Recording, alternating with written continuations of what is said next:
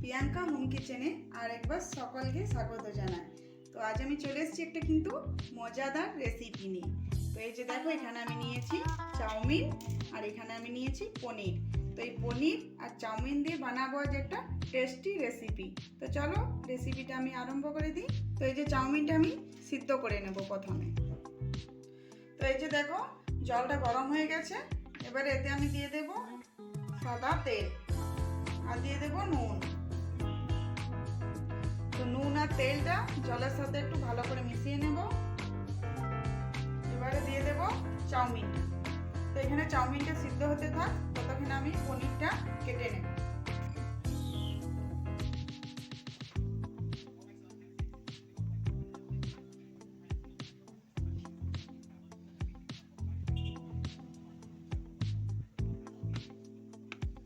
তো একটু বড় বড় পিসটা করে নিতে হবে পনিরে, তাহলে রেসিপিটা খুব ভালো হবে। তো এই যে দেখো, পনিরগুলো আমি কেটে নিয়েছি আর দেখতে পাচ্ছ কিভাবে আমি সাইজটা করেছি। চাউমিনটা সিদ্ধ হয়ে গেছে, এবারে এটা আমি নামিয়ে জলটা ঝরিয়ে নেব। এবারে একটু ঠান্ডা জল দিয়ে এটা ধুয়ে দেব।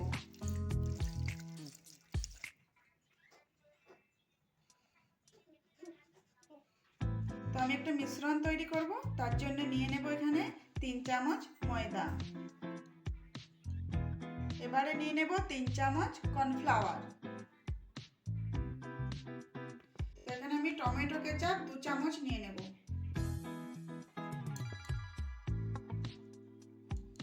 তো এখানে 1 চামচ নিয়ে নেব সয়া সস।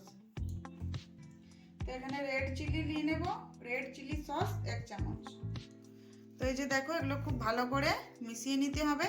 তো এখানে আমি আর কোনো মশলা অ্যাড করব না, নুনও দেব না, কারণ সসে নুন আছে। তো এখানে আমি অল্প জল দিয়ে মিশ্রণটা একটু পাতলা করে নিয়েছি। তো এই যে দেখতেই পাচ্ছ এর ঘনত্বটা। তো এইভাবে মিশ্রণটা তৈরি করে নিতে হবে।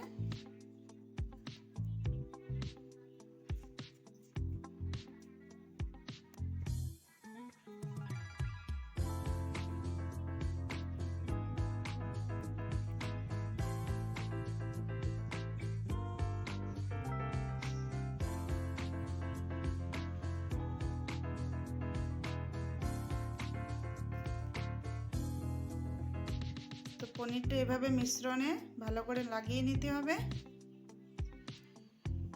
তারপরে এই যে এখান থেকে অল্প অল্প চাউমিনটা নিতে হবে, নুডলসটা। তারপরে এই যে পনিরের উপরে এইভাবে পেঁচাতে হবে। তো এইভাবে একবার আড়ে আর একবার লম্বা। তো যেভাবে লাগাচ্ছি এভাবে কিন্তু লাগাতে হবে, কিন্তু এটা কাজটা একটু সাবধানের সাথে করতে হবে, খুবই আলতো হাতে।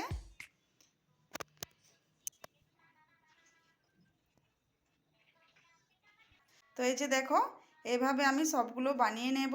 তো এটা অনেকটা দেখতে সুদলি বোম বা চকলেট বোমের মতো লাগছে। তো দেখতে পাচ্ছ এটা কতটা সুন্দর লাগছে দেখতে। তো এই যে দেখো, আমি সবগুলো বানিয়ে নিয়েছি। এবার এগুলো আমি ভেজে নেব।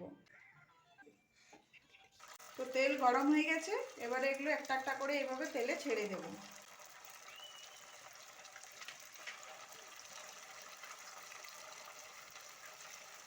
তো মিডিয়াম ফ্লেমে এগুলো আমি ভেজে নেব।